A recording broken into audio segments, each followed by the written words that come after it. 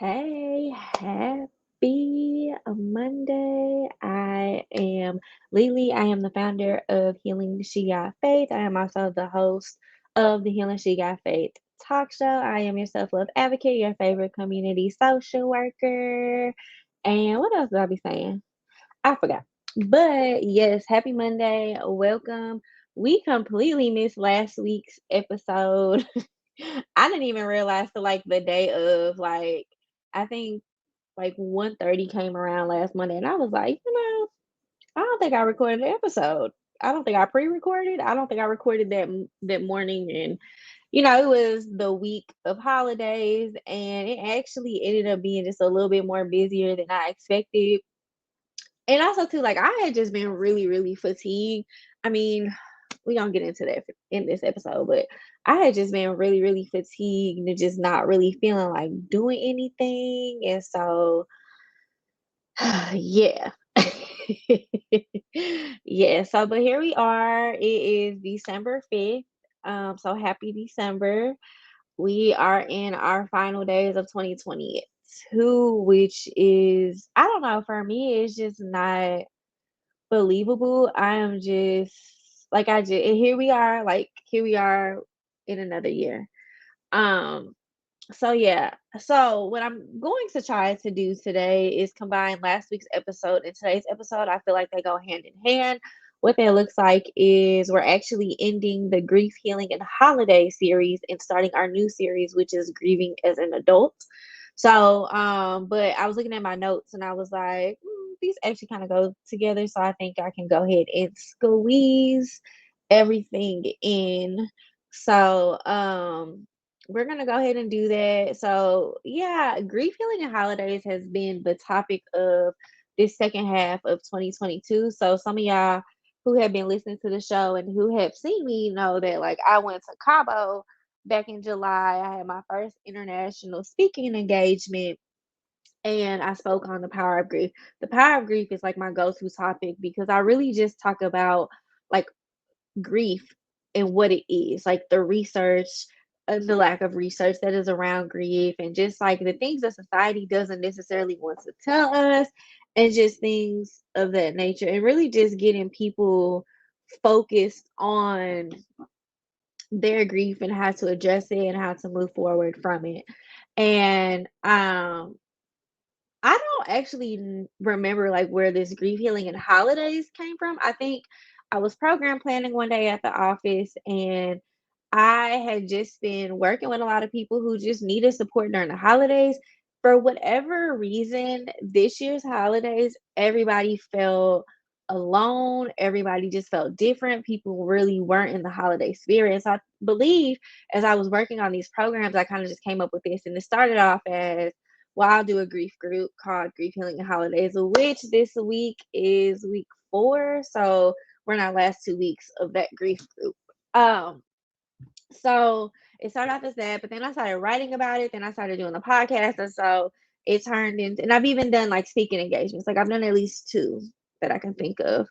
And so it just came as one of those opportunities to be like, well, this is kind of the topic right now. People are really eating it up. So I'm happy I did it. I'm happy I followed my intuition in doing that. I'm sad that we're ending it. I mean, I guess we don't technically have to. I mean, whatever. But I do want to move forward because there are just other things that come up. There's just other things that like as I continue to run my grief groups, as I continue to build partnerships and to meet different people, there are just certain things that I know that are coming up and I don't want to limit it to just like what I'm comfortable with talking with. So so yeah, grief healing the holidays. It has been much success. Like I said, we are ending the series on the talk show today. The grief group is ending not this week, next week. And then I think I'm done writing like the series and the blog. I'm pretty much done writing about it. So it has been fun. It has taught me a lot. It has challenged me as a social worker. It has challenged me as somebody who is grieving myself.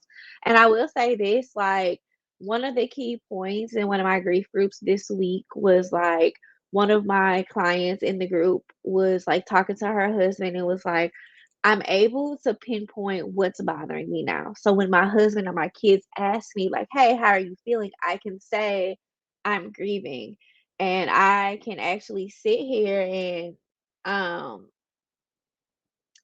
like, address it. Like, I can sit here and say, "I miss my mom today." I can sit here and say, "I miss the old ways."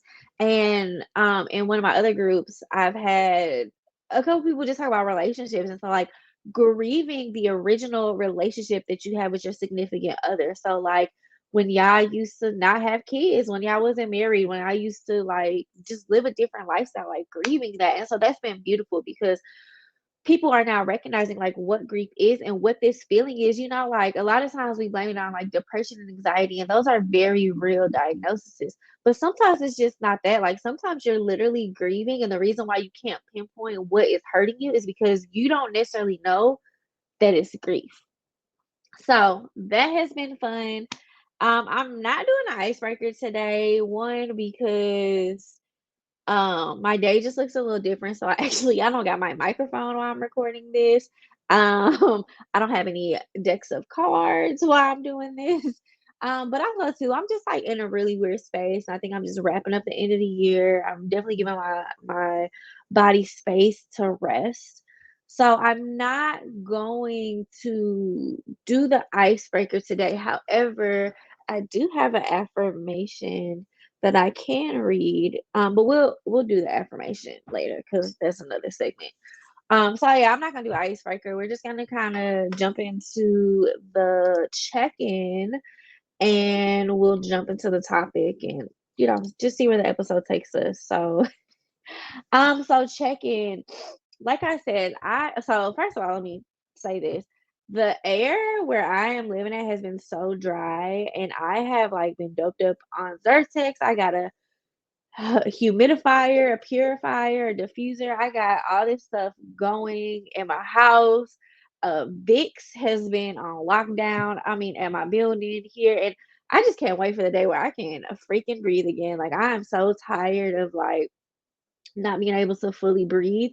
Whew. But so physically, like that's driving me crazy. But also too, I I've kind of been sad because I'm just having realizations in my life, and I'm having realizations about my friends, about my love life, about my family, about my home, about my business. Like I'm just having these revelations. And I had therapy. Well, some of y'all, most of y'all know I'm in therapy 2 to 3 times a week. And so I'm in therapy, like that means like every 2 to 3 days. And so on Friday, I had what I would call like a bad therapy day. And what I mean by bad is like we got so deep that like I really couldn't function after the revelation because in that I had really opened up about how I was currently feeling about the relationships in my life. And I was very open, which a lot of times when it comes to that, I'm very like nonchalant. I'm very like I'm not really gonna speak about it because every time I speak about it, like the opposite ends up happening. Like I could be like, oh, I'm gonna cut this person off, and then like the next day, like we're going to lunch together.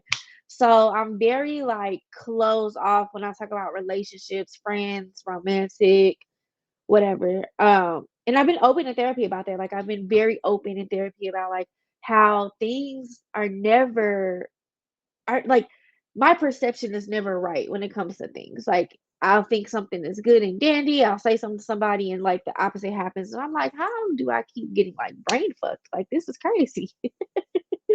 Which is why I'm in therapy. But it was just one of those things where I was just really honest about like I really am yearning for like a core group of friends. And while I have quote unquote friends, I don't necessarily have like a core group. And honestly, like with my friends, I don't honestly have friends that I actually like do stuff with. And so I'm yearning for like a friendship of like I want to actually go out. And how I feel is I feel that people only call me when their life is in shambles. So I get to see on the screen, and what I mean by that is like Snapchat, Instagram, Facebook, like my friends having friends with mutual friends, my friends going out with everybody else.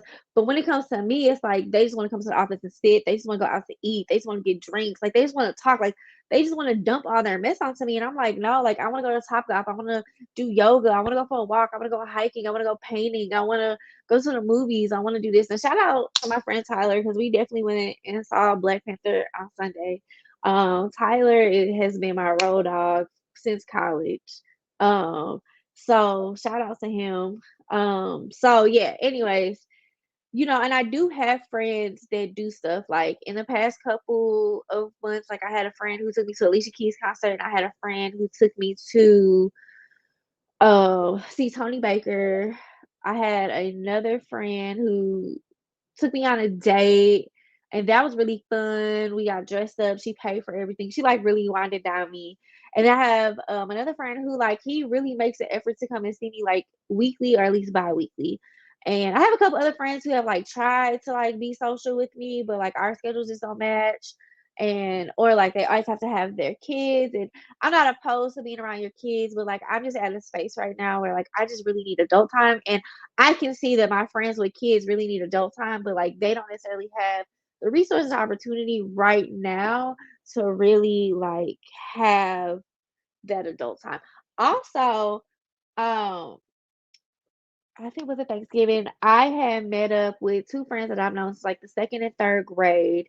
And last year we met up and it was like so magical. Like we love being around each other. We really don't talk much outside of like this one time a year.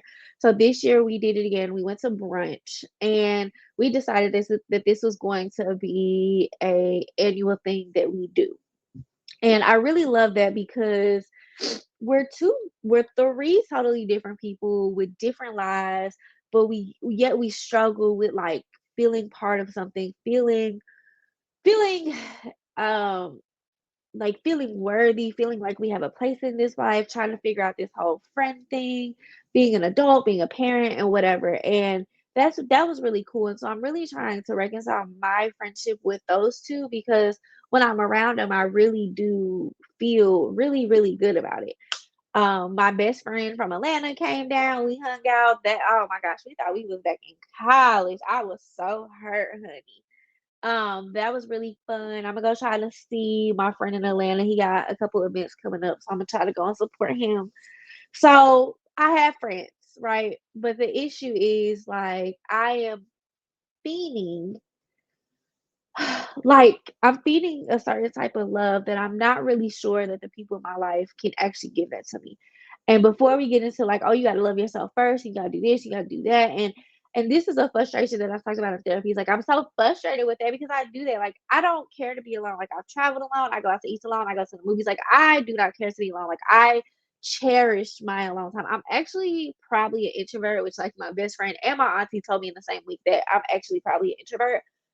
So that was something I had to take in because I definitely have always been an extrovert and I've definitely always been the type to like come off as extroverted.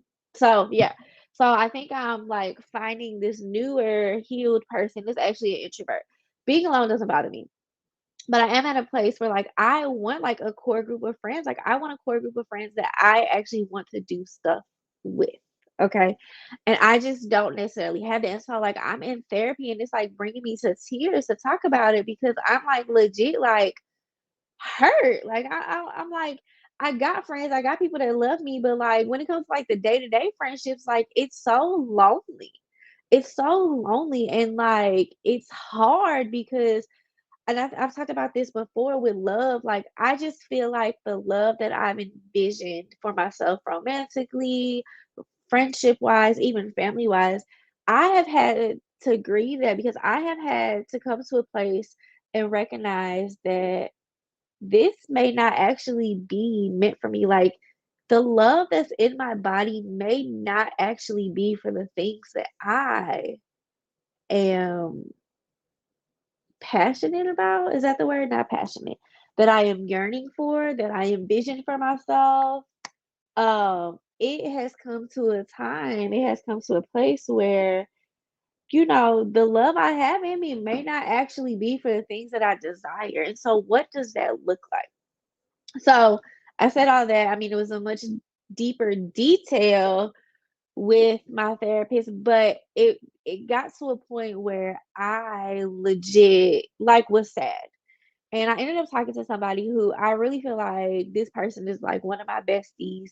And we talk a lot and like we live life with each other. But I also know like on both ends, we have a blockage up. Like I know I don't necessarily feel as safe as I used to feel with this person. So I'm not as open with this person. And I know that like things have kind of gotten weird in the past with us and we're trying to like reconcile our friendship.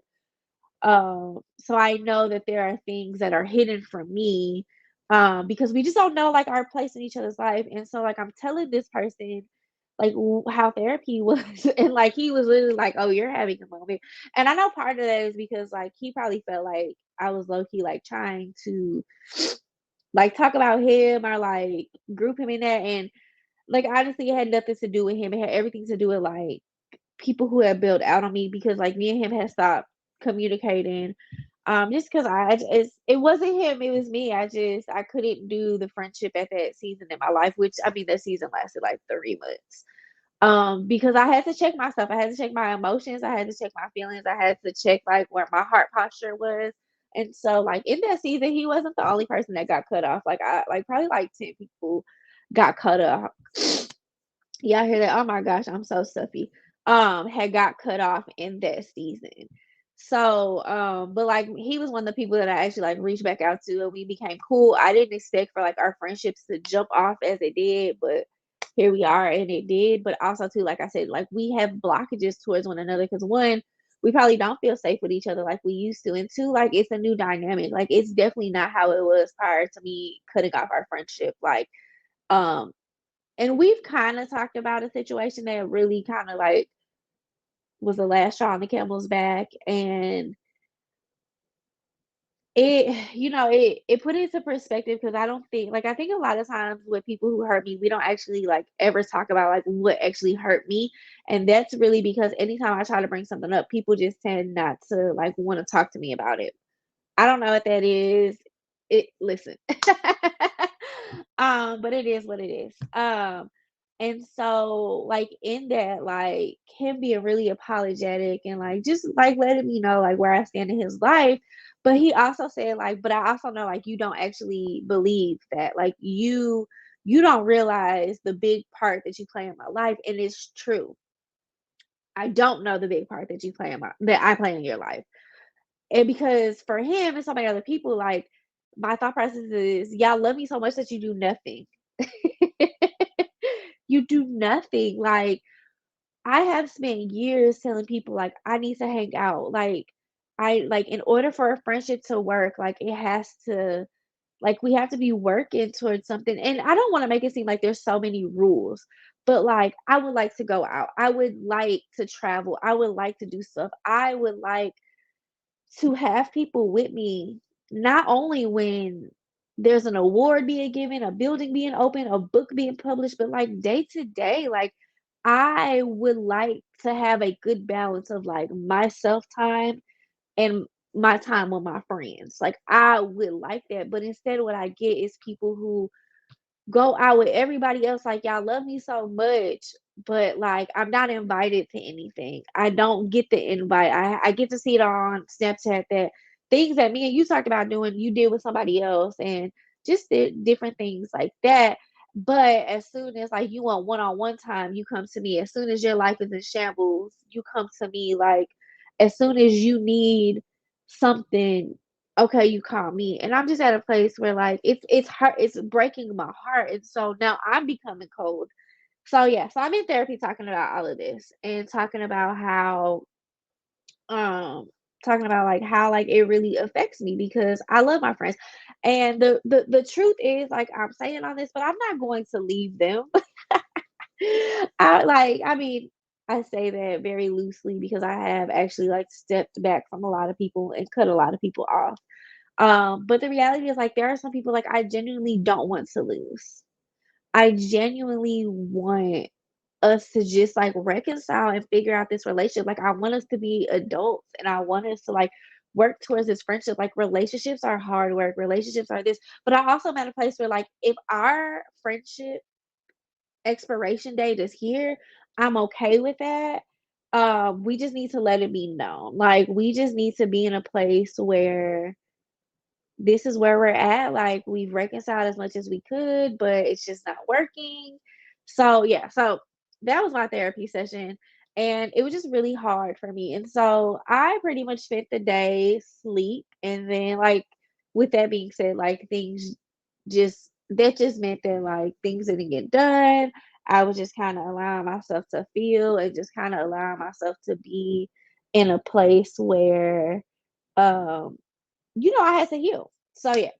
So check in. I'm okay. I think I'm just processing the end of the year. I'm looking forward to the new year.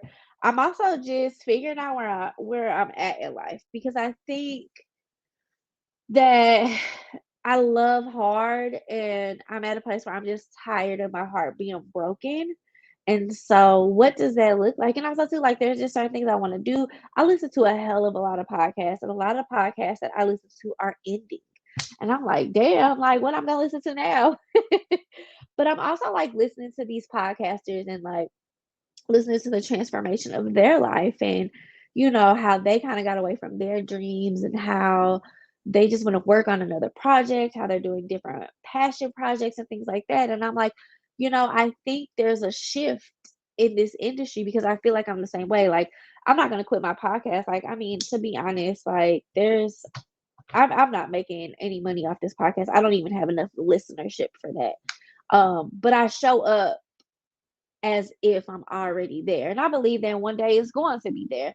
I just got to continue to do the work and and I watch a lot of documentaries. I read a lot of books and I also listen to a lot of podcasts. And so I get very encouraged by things. And I know that I'm not alone and I know that I'm doing the work that I need to do to heal, which I think is so beautiful for me. Like if nobody else recognizes that, like I was just telling somebody because one of my friends was like, "Why do you go to therapy 2 to 3 times a week?" And I was like, literally, like I don't really feel like y'all realize how fucked up I really am. But in me being fucked up, I am doing what I have to do to heal and to be better because ultimately I do want to heal and I do want to be better. Like I do want to be at a place where I can say I did the work. I don't believe it's linear. I don't believe it's ever going to be a place of which like I'm gonna have it all together. Like I don't believe that, but I do believe that what I'm doing is breaking these generational habits and curses that I know my mom and dad and grandmother could not break. So, with that being said, I'm okay. I'm not gonna say I'm the best. I'm not gonna say I'm bad. I'm very tired. I'm very fatigued. So I am going to give myself rest. I am going to shut down the business. I'm working on this happiness project. I'm also working on a couple things. I'm working on my book as well as my first book is in the hands of a different publisher who's going to kind of help me navigate what that project looks like. So it's a lot going on. I'm grateful and I'm thankful, but also too, I'm just in this weird space where I'm just really trying to figure out my place and figuring out like how to get what I'm yearning for. So that's my check-in. That probably could have been a episode all by itself. But nevertheless, let's go ahead and wrap up grief, healing, and holidays. And so the topic I had for that episode was what is a relationship between grief and us? And the reality is like we have to find our place. And it takes a while. Most of us don't understand grief, and most of us don't actually understand like what grief is and what it does to us. Like a lot of times we mix it up with depression and anxiety and other diagnoses, which you may, oh, excuse me, you may very well have that. Like you may very well have those other diagnoses and you may very well have the opportunity to experience all of that. And I say opportunity, but a season where you do that.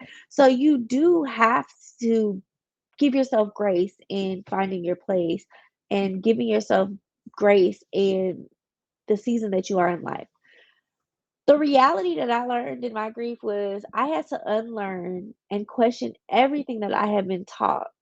And, some of this, most of this came from like a religious and spiritual point of view. So you may have to like question. A lot of people talk about, oh, you can't question God. I've never actually believed that. Like, I actually asked God a lot of questions. I actually questioned Him for everything. And I don't actually believe that there's a rule book with God. I believe that God knew what God was doing when God created us. And I believe 1,000% that God knew that I was going to be the rebellion child that was going to question these religious points of view, that was going to question just certain things that just didn't sit right with me. And so the reality is you might have to unlearn or question everything that you have been taught, whether that was from your mom, whether that was from a religious point of view, or whatever the case may be. You may have to unlearn some things. Unlearning has been the tough part. Unlearning has been the part that is hard, because if I just stay in this place of everything I learned, it could actually be so much easier.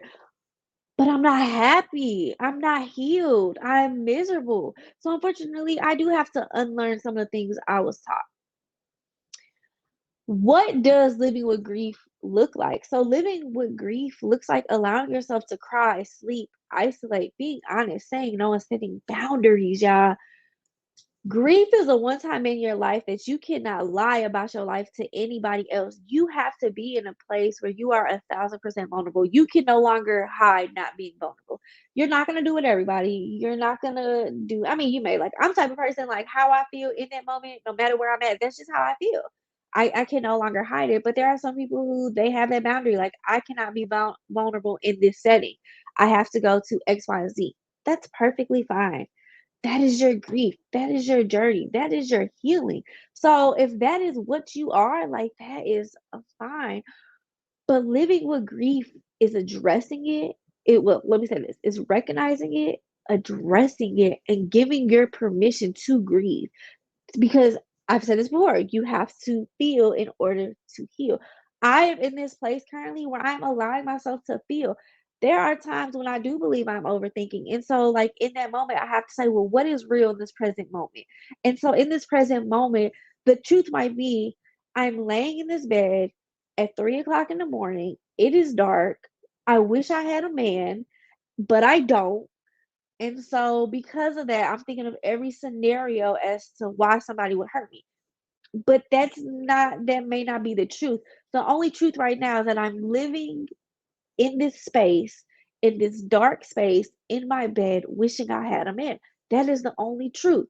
I cannot sit here and think about why this person didn't choose me, why this person hurt me, why this person just goes to me, why me and this person never worked out, why did that person cheat with me, with a friend. Like, I can't, because I'll never know, and I'll just drive myself crazy trying to figure that out.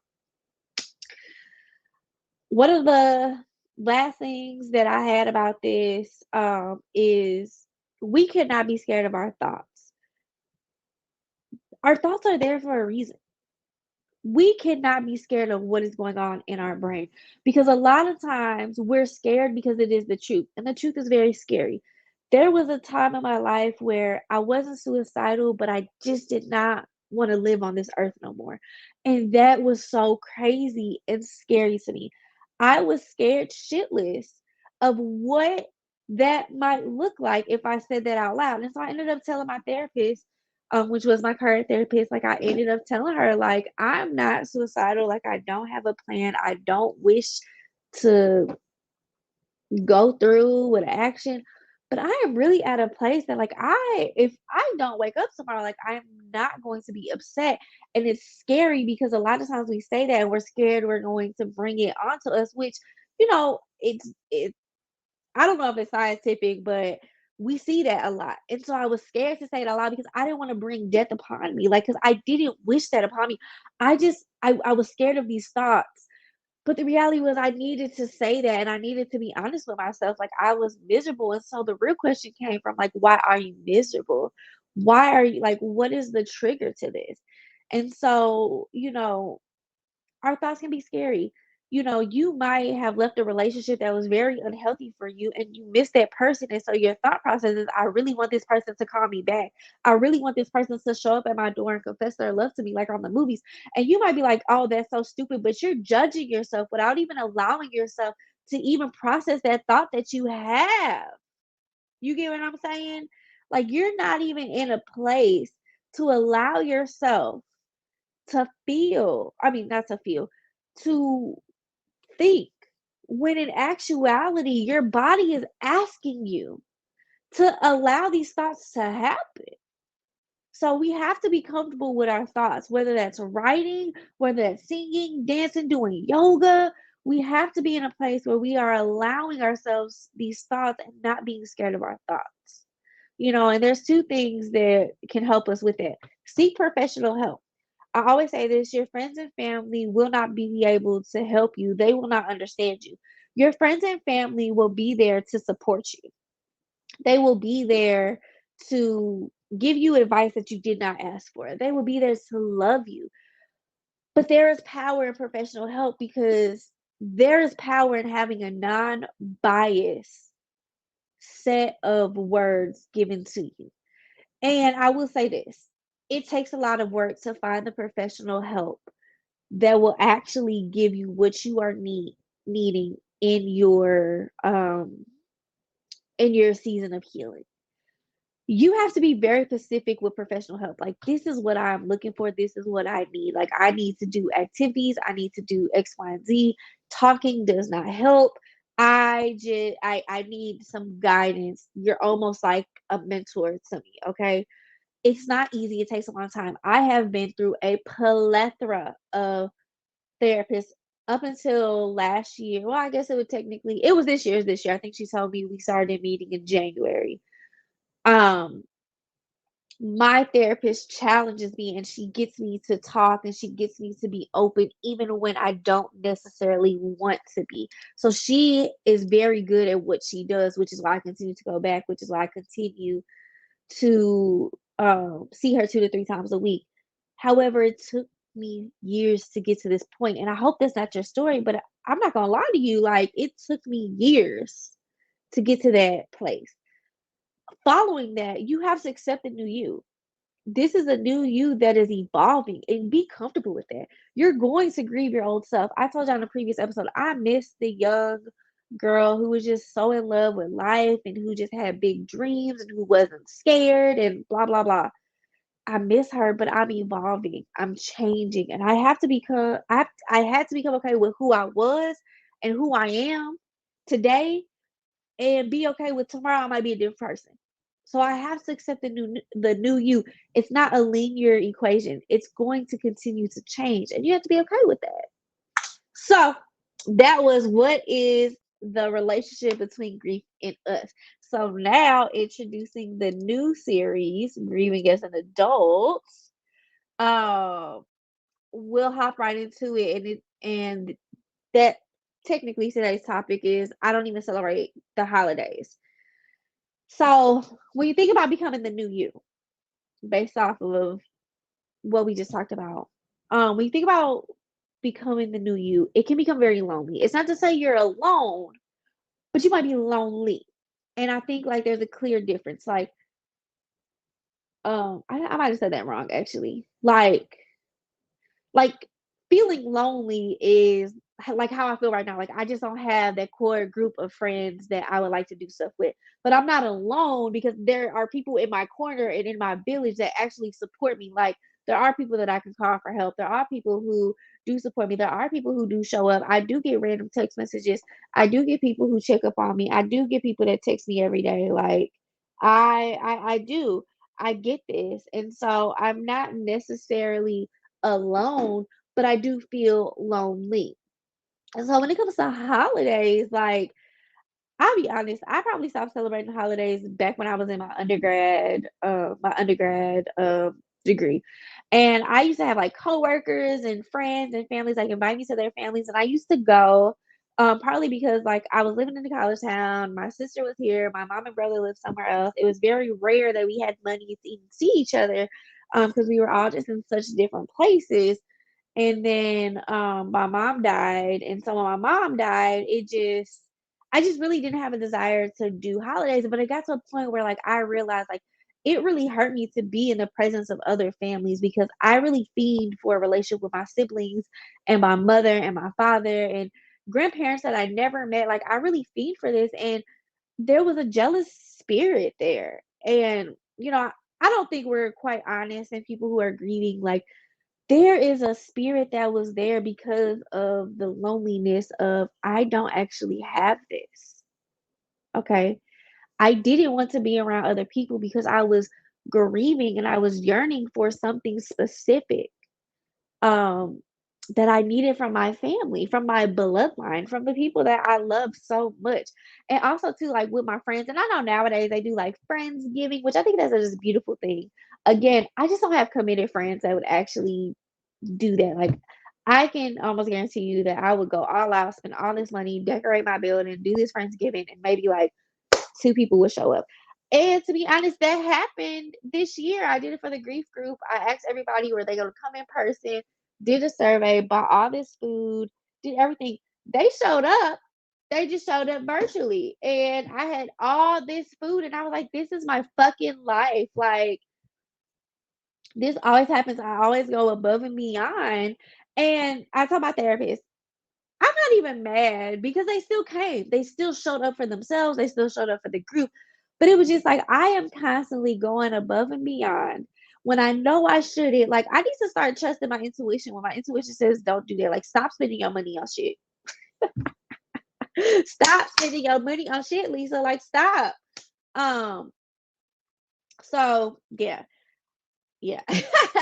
But yeah, when I talk about Friendsgiving, like I just that would be the case. Like nobody would actually be committed to showing up. If I were to do like a Thanksgiving trip, like 10 people sign up, two people would come. And it would probably be me and my brother. Just being completely honest. You know, it's so much that like I've tried to like plan stuff and invite people and do this and do that, and people just don't show up. Like people constantly bail out. And so again, I'm not alone, but I do feel lonely. And My recent my recent reality is I just don't wanna be around other people's family. Like, I wanna be around my big sister, I wanna be around my little brother, I wanna be around my nieces and nephews. I wanna be around like, I have an aunt, Miss Emily. I wanna be around the people who have always genuinely loved me no matter what. And unfortunately, with some of my friends, they have loved me, but they always want me to go to their family stuff, and I just haven't had the opportunity to bring them into my family stuff for reasons that I think are out of my control. Like if it's at like my brother or sister's house, like obviously I'm not just gonna invite a whole bunch of my friends to their house, even though it may not actually be a problem, but also too like there's boundaries. Like you gotta be careful who comes to your house. Also too, like I want I want a relationship with my family that I just have never had. Not to say like not including my siblings, but like cousins. Like my family's in New York, Pennsylvania, Florida. Like I've always fiend for a relationship with them. And I think like we have like a nice social media slash texting relationship or a really good funeral relationship, but I don't necessarily like see them or get to hang out with them or like get to be around them. And so it gets tiring. Like I get tired of putting in this effort of like this is what I really want and I'm putting myself out there and nobody is fucking catching it. Like I have been trying to shoot my shot in life and I keep getting a fucking airball, okay? So yeah. And so that brings me to the last thing, which is pretty much change the tradition of your holidays. Maybe you don't have a big traditional dinner. Maybe y'all go out to eat. Maybe y'all go to McDonald's. Maybe y'all go to the movies. Maybe you don't want to cook, so maybe you do go to somebody else's house. Like maybe you call up your friend and be like, "Hey, I'll take you up on that offer. Like, can me, my husband, and my kids come? Hey, can I actually come?"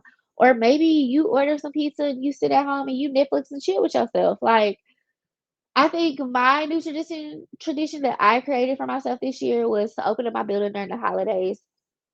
So Wednesday I had a grief group. Thursday I had a grief group, which Thursday would have been Thanksgiving. Wednesday was the day before Thanksgiving. Both days, a plethora of people showed up. It was beautiful, and I loved it so much. Like I said, Wednesday, well, like I said, one of the groups they showed up. They just showed up virtually versus like showing up in person. But it was so beautiful because I was able to provide a space for people to heal, to be. We laughed, we cried, we did an icebreaker. Um, it was beautiful.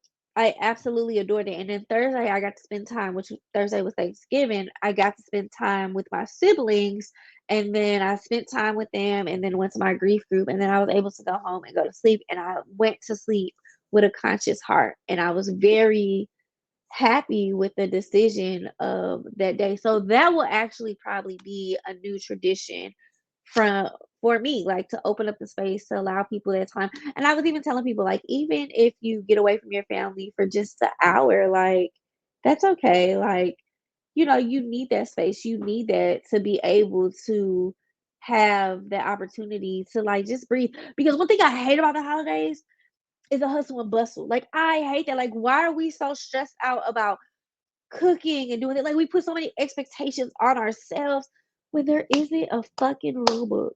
I'm cussing a lot in this episode, so I gotta make sure I put explicit. um, there isn't a rule book on what we have to do and what that looks like. And we put so much pressure on ourselves, by the end of the day, we can't even enjoy it because we're tired. I think about that with weddings. Like, I think about all the hustle and bustle with a wedding, and I think about how I've heard so many brides and grooms say they didn't even enjoy their wedding because they were so tired. They were just, like, on an adrenaline rush to, like they didn't even get to, like, have sex at night, like, as a married couple. You know what I'm saying? Like, that just sounds miserable to me. Like, I do not wanna be busy. Like, even when I did my grand opening, y'all, I did it as simple as possible. I had a charcuterie board, I had, sandwiches, a couple hot foods, a mimosa bar. It was real simple. You came, I did, like, a 20-minute thank you speech. People came in, they talked, they ate, they laughed, and that was it. Like, I did not want to go all out and be stressed and be panicking and be all type of like, all type of that upset. And don't get me wrong, like, the month excuse me, not the month, but, like, maybe 2 to 3 weeks prior to the grand opening, like, I was busy. Like, I was like, "I don't have time for anything." Like, I gotta make sure this is that, like, this is done, that's done. Because at the end of the day, like, I ended up doing stuff that, like, I was depending on other people to do that I ended up doing it myself. And so that was frustrating because on top of just your day-to-day business stuff, now I had to do, like, the grand opening stuff, and it was just frustrating. And so I tried to make it as simple as possible. Unfortunately, like, life happens, and life is just kind of one of those things where, like, "Hey, gotcha, you thought you had a plan, but here we are." So, but, I just I'm just really hopeful that in the future we can really change the way we do things, like, not putting so much pressure that you have to cook all this food, not putting so much pressure that you have to do this and that, or, like, if you don't feel like doing it, like, giving yourself permission to, like, not. I do feel like we do need to cherish our family and cherish our friends because life is so short, and I think as I'm getting older, I'm realizing, like, life is so short, y'all, and it brings me to tears to think about because you really don't know when is the last time. And so I think like creating traditions but also protecting your peace. I think your peace is so worth it. And while it might hurt other people, like you do have to put yourself first and you do have to decide like what is worth it? Like what is worth it? So, change the tradition. Which is easier said than done. You might have to play around with it. It might be uncomfortable. You might have to unlearn some things. But yeah, like think about changing the tradition. Think about not being so hard on yourself. So that's what I had. So that was the introduction to grieving as an adult. We said goodbye to grief healing and holidays. We will see you next year to that series. But yeah, we have started grieving as an adult, and um the first episode of grieving as an adult is I don't even celebrate the holidays, and I just kind of went through that with you. So um yeah, I hope that was good. I mean, I pretty much got 3 episodes in this one episode. So, let me read y'all this affirmation that I got, from Black Female Therapist. This is actually the affirmation from yesterday. It says, "To gain peace, I will no longer be willing to ignore my boundaries for the happiness of others. I will not over explain myself when a simple no is enough. I will be clearer about my wants and needs to myself and others."